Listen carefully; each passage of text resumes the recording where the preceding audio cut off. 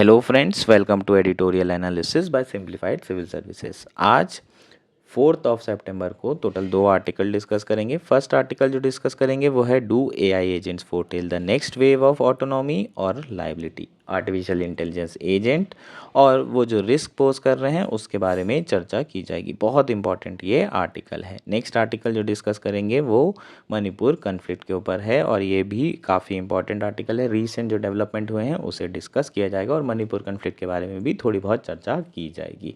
अगर आपको हमारा एनालिसिस पसंद आ रहा है तो प्लीज़ लाइक करें, कमेंट करें, शेयर करें एंड सब्सक्राइब करें। आइए शुरू करते हैं हमारा एनालिसिस।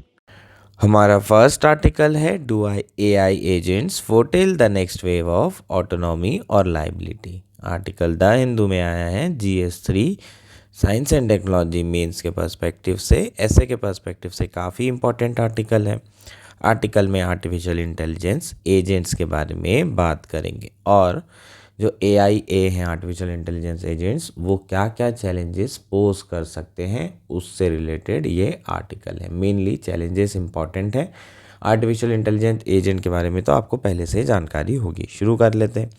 सबसे पहले बात करेंगे what are AI agents। The next generation artificial intelligence assistant are called AI agents and are said to surpass their predecessor in ability and as well as efficiency। So क्या कह रहे हैं, जो next generation artificial intelligence assistants हैं उन्हें हम AI agents बोलते हैं। आर्टिफिशियल असिस्टेंट समझ लेते हैं, आप जानते होंगे इसके बारे में। एप्पल का सीरी के बारे में जानकारी होगी, अमेज़ॉन के एलेक्सा के बारे में जानकारी होगी। सो अगर मुझे कोई मैसेज भेजना है तो सीरी को मैं बोलूँगा Siri please send this message to X person, और उसमें जो कंटेंट होगा वो भी मैं बताऊँगा। ऐसा नहीं है कि अपने आप सीरी जो है समझ जाएगा कि मुझे क्या कंटेंट भेजना है। जो मैं कहूँगा सिर्फ सीरी उतना ही काम करेगा, ठीक, लेकिन वो मेरी वॉइस रिकॉग्नाइज करेगा और उसके बाद ये सारे फंक्शंस करेगा। उसी तरीके से एलेक्सा है, मैं कोई भी सॉन्ग चल रहा है तो उसे रोक सकता हूँ, कोई भी सॉन्ग बदल सकता हूँ बोल करके, वो मेरी वॉइस रिकॉग्नाइज करेगा। चीज़ें क्लियर। सो ये क्या है, आपके आर्टिफिशियल इंटेलिजेंस असिस्टेंट हो गए। जो नेक्स्ट जनरेशन के हैं, जो लेटेस्ट टेक्नोलॉजी पे बने हैं, उसे हम आर्टिफिशियल इंटेलिजेंस एजेंट कह रहे हैं, जो कि अपने प्रीडिसेसर से बहुत ज़्यादा एफिशिएंट होंगे और उनकी एबिलिटी भी कहीं ज़्यादा होगी। So artificial intelligence agent can be classified into 3 categories. इन्हें 3 कैटेगरी में हम डिवाइड कर सकते हैं। पहला है reactive agents are first generation AI agents developed to respond to specific inputs और command.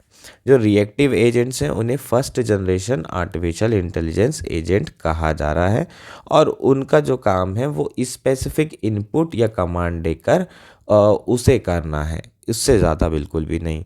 They follow predefined rules and perform task limited in scope as they can not learn anything new and lack the ability to adopt. So जो पहले से ही उनके अंदर programming की गई है, जो प्री डिफाइंड रूल्स बनाए गए हैं, उसी दायरे में रहकर उन्हें अपना काम करना होता है। ऐसा नहीं है कि वो कुछ भी नया सीख सकते हैं। सो लर्निंग वाला पार्ट जो first generation artificial intelligence agents हैं उसमें बिल्कुल भी नहीं है। वो अपने एनवायरनमेंट से कुछ भी लर्न नहीं कर सकते, अपने सराउंडिंग से नहीं सीख सकते और अपने आप को चेंज नहीं कर सकते। सो ये आपका कौन सा हो जाएगा, रिएक्टिव एजेंट हो जाएगा, फर्स्ट जनरेशन एजेंट हो जाएगा। दूसरा है learning agents were enabled by machine learning which enabled them to learn from experience. They have better ability such as pattern detection and data analysis can improve their performance over time. So learning agents क्या हैं, ये machine learning के through अपनी surrounding से सीख सकते हैं, अपने एक्सपीरियंस से सीख सकते हैं। इसका मतलब जो अभी हमने रिएक्टिव एजेंट्स की बात की थी उसमें सीखने का कोई स्कोप नहीं था, प्री डिफाइंड रूल्स थे, उसी के अंदर दायरे में रह के वो काम कर रहा था। लर्निंग एजेंट्स अपने सराउंडिंग से सीख सकते हैं, अपनी परफॉर्मेंस को इम्प्रूव कर सकते हैं। सो दे हैव बेटर एबिलिटीज़ जैसे कि पैटर्न डिटेक्ट करना, डेटा एनालिसिस करना, और वो अपनी परफॉर्मेंस को ओवर टाइम इम्प्रूव भी कर सकते हैं वाया लर्निंग, मशीन लर्निंग के थ्रू ये सारी चीज़ें हो रही है। Finally the cognitive agents can reason, analyse and plan. They have cognitive skills because they can learn from their environment and adapt and make decision based on algorithm and their own knowledge. जो third category है वो है cognitive agent. वो reason कर सकते हैं, analyse कर सकते हैं और प्लान भी कर सकते हैं। उनके पास कॉग्निटिव स्किल्स होती है क्योंकि वो एनवायरनमेंट से लर्न कर सकते हैं, बाकी लोगों को ऑब्जर्व करके, ह्यूमन को ऑब्जर्व करके चीज़ों को सीख सकते हैं और एडाप्ट कर सकते हैं। उसके बाद अपना डिसीज़न लेंगे। जो एल्गोरिदम है वो तो है ही, एल्गोरिदम के बेस्ड पे भी डिसीजन लेंगे, अपने खुद के नॉलेज पे जो उन्होंने सीखा है उससे वो फाइनली डिसाइड करेंगे। This agents use techniques including natural language processing जैसे कि आपका chat GPT, computer vision and deep learning to perform task. ठीक। सो ये आपके जो चैट जीपीटी हो गया, जेमिनी हो गया, ये सारे के सारे कॉग्निटिव आर्टिफिशियल इंटेलिजेंस एजेंट हैं। Cognitive artificial intelligent agent can also understand human speech and language and with this skill can perform task that require multiple proficiencies. जो कॉग्निटिव एआई हैं वो ह्यूमन स्पीच समझ सकते हैं, लैंग्वेज समझ सकते हैं और मल्टीपल प्रोफिशिएंसी वाले टास्क को भी कर सकते हैं। जैसे कि आपको अपना ट्रैवलिंग प्लान करना है तो आप जो है आर्टिफिशियल इंटेलिजेंस एजेंट को फ़ोन करेंगे, वो आपकी बातें सुनेगा, आपका जो भी रिक्वायरमेंट होगा उसको सुनेगा, आपके ईमेल को रीड कर सकता है और फिर आपके प्रेफरेंस के हिसाब से और आपके प्रीवियस ट्रैवल एक्सपीरियंस के हिसाब से आपके लिए एक बढ़िया सी ट्रिप प्लान कर देगा। Recently, Bangalore-based startup launched an AIA that could autonomously handle items in warehouses. It receive input as a voice command and respond with real-time decisions. So, Bangalore का एक स्टार्टअप है जिन्होंने AI एजेंट लॉन्च किया है जो कि वेयर हाउसेज में autonomously काम कर सकता है। जैसे कि हमारे यहाँ मेंटेनेंस के लिए लड़के रख देते हैं जो पानी ला के दे रहे हैं, कुछ भी आपको रिक्वायरमेंट है तो वो ला के दे रहे हैं। सो इसका काम जो है अब आर्टिफिशियल इंटेलिजेंस एजेंट अकेले कर सकता है। आपकी वॉइस वो समझता है, आप उसको बोलेंगे कि हमारे लिए पानी ले आओ, हमारे लिए गर्म पानी ले आओ। आपने एक बार बोला तो अगले बार हो सकता है वो आपके लिए गर्म पानी ही ले आए। सो इस तरीके से जो है आर्टिफिशियल एजेंट अब काम कर रहे हैं। Companies and research facilities have deployed AIA to drive autonomous vehicles and to guide financial investment and treatment plan. बहुत सारी कंपनीज और रिसर्च फैसिलिटीज़ जो है आर्टिफिशियल इंटेलिजेंस एजेंट जो है डेवलप कर रही है, जिसके थ्रू जो गाड़ी है, व्हीकल्स है, वो ऑटोनॉमसली ड्राइव हो सके, आपके लिए बेहतर इन्वेस्टमेंट प्लान बनाया जा सके, आपके लिए बेहतर ट्रीटमेंट प्लान बनाया जा सके। इस तरह के आर्टिफिशियल इंटेलिजेंस एजेंट पर भी रिसर्च की जा रही है। पर इशू क्या है? इशू है कि ये आर्टिफिशियल इंटेलिजेंस एजेंट बहुत तरह के चैलेंजेस पोज कर रहे हैं। Cognitive AIA are not limited to their training data and are able to acquire new knowledge without human intervention and can integrate with other system. In turn they enable personalization by tailoring their responses to user preference and needs, but in doing so cognitive AI also poses many risk। अब कौन कौन सी risk है वो देख लेते हैं। इसका तो मतलब ईजी है, इसमें कुछ है नहीं। कॉग्निटिव जो AI होता है वो अपने एल्गोरिदम और अपने ट्रेनिंग डेटा के साथ साथ जो भी नॉलेज एक्वायर करता है विदाउट ह्यूमन इंटीग्रेशन, उसको इंटीग्रेट करके डिसीजन मेकिंग करता है ह्यूमन की स्पेसिफिक प्रेफरेंस और रिक्वायरमेंट के हिसाब से। उसके कारण थोड़े से रिस्क ज़्यादा बढ़ जाती है, जैसे कि अकाउंटेबिलिटी एक बहुत बड़ी रिस्क है, दूसरी लाइबिलिटी और तीसरा रिस्पॉन्सिबिलिटी। सो यहाँ पर हम अकाउंटेबिलिटी, लाइबिलिटी और रिस्पॉन्सिबिलिटी, इन तीनों चीज़ों के बारे में डिटेल में बात करेंगे। बहुत इंपॉर्टेंट है, एक एग्जांपल से समझ लेते हैं। When an artificial intelligence plan a user travel, it access and digest vast amount of information about the user plans, schedule and financial instrument. In turn, the company that build and offer such AIA to user must explicitly protect user privacy. So एक जो बहुत बड़ा concern है वो privacy से related है। मान लीजिए कि जो आर्टिफिशियल इंटेलिजेंस एजेंट है वो हमारा ट्रैवलिंग जो है प्लान कर रहा है, कहीं पर हम लोग घूमना चाहते हैं। सो वो बहुत सारी इन्फॉर्मेशन उसके पास हमारी हो जाएगी, बहुत पर्सनल इन्फॉर्मेशन हो जाएगी, जैसे हम कहाँ जा रहे हैं, कब जा रहे हैं, कौन सा फाइनेंशियल इंस्ट्रूमेंट इस्तेमाल कर रहे हैं पेमेंट करने के लिए, सारी जानकारी आर्टिफिशियल इंटेलिजेंस एजेंट के पास होगी। सो किस तरीके से जो पर्सन है उनकी प्राइवेसी प्रोटेक्ट होगी, वो यहाँ पर जो कंपनी होगी जो आर्टिफिशियल इंटेलिजेंस एजेंट बना रही है, डेवलप कर रही है, उसे ये प्रोटेक्ट करना होगा।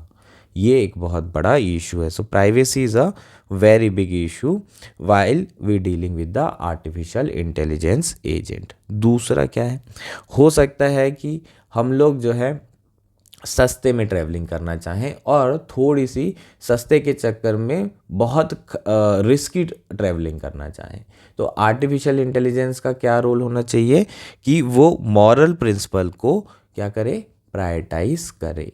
आपका प्रेफरेंस तो प्रायोरिटाइज करे ही, लेकिन मॉरल प्रिंसिपल भी प्रायोरिटाइज करे और प्रायोरिटाइज यूज़र सेफ्टी। जो यूज़र की सेफ्टी होगी उसे ज़्यादा महत्व देना ज़रूरी है।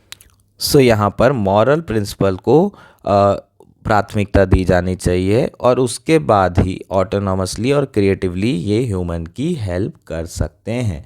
सो यहाँ पर अगर हम देखें तो आर्टिफिशियल इंटेलिजेंस एजेंट में जो ट्रेनिंग डेटा है वो बहुत इंपॉर्टेंट हो जाता है, जो एल्गोरिदम है वो बहुत इंपॉर्टेंट हो जाती है, उसमें एथिक्स का ध्यान रखा गया है या नहीं। अगर कोई बायस्डनेस है तो फिर आर्टिफिशियल इंटेलिजेंस काउंटर प्रोडक्टिव हो सकते हैं और रिस्की हो सकते हैं ह्यूमंस के लिए। नेक्स्ट क्या है, एजेंसी एंड लायबिलिटी। अब हम रिस्पॉन्सिबिलिटी और अकाउंटेबिलिटी की बात करेंगे। नाउ मान लीजिए कि आर्टिफिशियल इंटेलिजेंस कुछ गलत काम कर लेता है जिससे हमें बहुत ज़्यादा फाइनेंशियल नुकसान हो जाता है। जैसे कि मैंने फाइनेंशियल प्लान करवाया, इन्वेस्टमेंट प्लान करवाया और मेरे को बहुत ज़्यादा लॉस हो गया, तो फिर मैं किसके ऊपर केस फाइल करूँगा?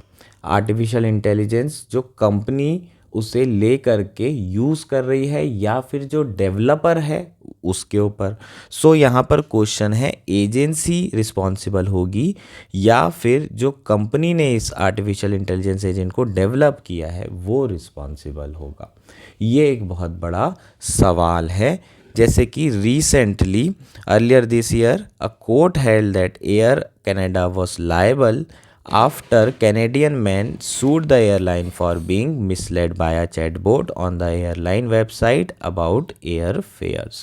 So जो एयरलाइन थी उसे यहाँ पर क्या किया गया है, रिस्पॉन्सिबल ठहराया गया है। यहाँ पर एजेंसी को रिस्पॉन्सिबल ठहराया गया है जिन्होंने चैटबॉट खरीदा हुआ है और लगाया हुआ है। चैटबॉट मिसलेड कर रहा था पर्सन को अबाउट द एयरफेयर, तो उसने कंपनी को सू किया है, एयरलाइन कंपनी को, और उन्हें ही रिस्पॉन्सिबल माना गया है इस केस में। लेकिन यहाँ पर सारी की सारी रिस्पॉन्सिबिलिटी जो कंपनी या एजेंसी है जिन्होंने आर्टिफिशियल इंटेलिजेंस एजेंट खरीदा है और लगाया है लोगों के लिए, उसकी नहीं हो सकती, क्योंकि ये आर्टिफिशियल इंटेलिजेंस एजेंट डेवलप तो किसी और ने किया होगा, कोई बड़ी कंपनी होगी जिन्होंने आर्टिफिशियल इंटेलिजेंस एजेंट डेवलप किया है। सो उनकी भी रिस्पॉन्सिबिलिटी यहाँ पर बनती है। Unfair to expect AIA user to assume all the responsibility for an AIA misdeed and that part of the blame lies with the programmer whose algorithm guided the AIA decision. So ये भी एक बहुत बड़ा challenge है कि आखिर responsibility किसकी बनेगी, प्रोग्रामर की बनेगी या एजेंसी की बनेगी। सो ये एक बहुत बड़ा चैलेंजेस जो AIA एजेंट है वो पोज कर रहे हैं, और अभी तक के इससे रिलेटेड कोई भी लॉ नहीं है जिससे हमें ये क्लैरिटी हो सके कि किसकी रिस्पॉन्सिबिलिटी होती है अगर कुछ भी गड़बड़ हो जाता है तो। चीज़ें क्लियर है? सो ये हमारा कंप्लीट आर्टिकल था। हमारा नेक्स्ट आर्टिकल है another escalation. Article the Hindu में आया है। GS3 इंटरनल सिक्योरिटी मेंस के पर्सपेक्टिव से इम्पॉर्टेंट है, प्रीलिम्स के पर्सपेक्टिव से भी इम्पॉर्टेंट है। आर्टिकल में हम मणिपुर कन्फ्लिक्ट के बारे में बात करेंगे, उससे रिलेटेड जो रीसेंट डेवलपमेंट है उसके बारे में चर्चा करेंगे। In a significant deterioration of an already fraught situation in Manipur, 2 person were killed and at least 9 were injured in bomb attack using drone in villages in the Meitei majority Imphal west district. So recently जो Meitei majority Imphal west district है वहाँ पर एक bomb attack हुआ है drones के through, जिसमें 2 लोगों की जान चली गई है, 9 लोग इंजर्ड हो गए हैं। जो परपिचेटर हैं वो कुकीज़ो मिलिटेंट बताए जा रहे हैं। सो आपको मणिपुर कन्फ्लिक्ट के बारे में जानकारी होगी। ये मणिपुर एरिया है, ये वैली एरिया और ये हिल एरिया। हिल एरिया में जो पॉपुलेशन रह रही है वो बहुत कम है, वैली एरिया में जो पॉपुलेशन है वो बहुत ज़्यादा है। सो पॉलिटिकल प्रोसेस में देखें तो किसका डोमिनेशन होगा, जो वैली एरिया है। वैली एरिया में कौन सी ट्राइब रहती है, मीती ट्राइब रहती है। और आपके हिली एरिया में कौन सी ट्राइब रह रही है, कुकीज़ो ट्राइब रह रही है। इन दोनों के बीच में इथनिक क्लैश बहुत समय से चल रहा है। जो मीती ट्राइब है वो मानती है कि कुकीज़ो ट्राइब तो यहाँ की है ही नहीं, म्यांमार से लोग आए हैं और इवन म्यांमार से ये लोगों को अभी भी ट्रेसपास करवा रहे हैं, बॉर्डर क्रॉस करवा रहे हैं और अपने पास रख रहे हैं। सो इन दोनों के बीच में बहुत ज़्यादा क्लैश रिसेंटली हो गया था। रिजर्वेशन से ये क्लैश की शुरुआत हुई थी। जो इमीडिएट कॉजेस थे वो यहाँ पर जो मीती कम्युनिटी है उसे भी रिजर्वेशन दे दिया गया था और उसी के बाद से इन दोनों कम्युनिटी के बीच में क्लैश शुरू हो गया था और बहुत ज़्यादा हमने वायलेंस देखा है। ये रीसेंट जो आपका अटैक हुआ है वो एक बहुत चिंता की बात है ना। ऑलमोस्ट 1 या 1.5 साल से यहाँ पर कोशिश की जा रही है कि नॉर्मलसी लेकर आई जाए, लेकिन अभी भी समहाउ दोनों ट्राइब्स के बीच में कुछ ना कुछ क्लैश चल रहा है। While this claim remains unproven, the use of drones, tactic employed by pro-democracy insurgent in Myanmar against the junta, points to a dangerous escalation of ethnic conflict in the state. Recently, जो Myanmar में issue चल रहा है, conflict चल रहा है, वहाँ पर भी इस तरह के ड्रोन्स का इस्तेमाल किया गया है आर्मी के अगेंस्ट में और वही चीज़ यहाँ पर भी इस्तेमाल की जा रही है। जो चीफ मिनिस्टर है उन्होंने कहा है कि अगले 6 महीने में यहाँ पर पीस रिजोल्यूशन साइन कर लिया जाएगा, लेकिन पिछले 1-1.5 साल से कोशिश की जा रही है, उसके बावजूद भी अभी तक के नॉर्मलसी वाली सिचुएशन अभी भी नहीं अचीव हो सकी है। The insurgents could use sophisticated drone to attack civilian also suggest a glaring intelligence failure. अगर इस तरीके से जो ड्रोन का इस्तेमाल करके सिविलियन पर अटैक किया जा रहा है तो सोचिए कि कितना बड़ा ये इंटेलिजेंस फेलियर है, सरकार का भी यहाँ पर बहुत बड़ा फेलियर है। सो स्ट्रॉन्ग मेजर लेने की ज़रूरत है ताकि जो बहुत सारे ग्रुप हैं यहाँ पर मिलिटेंट ग्रुप, उन्हें डिसार्म किया जा सके वैली में और सिचुएशन को हैंडल किया जा सके। ना ही स्टेट गवर्नमेंट ने और ना ही यूनियन गवर्नमेंट ने सही तरीके से इस इशू को मैनेज किया है। 16 महीने हो चुके हैं लगभग, लेकिन वायलेंस यहाँ पर अभी भी चल रहा है।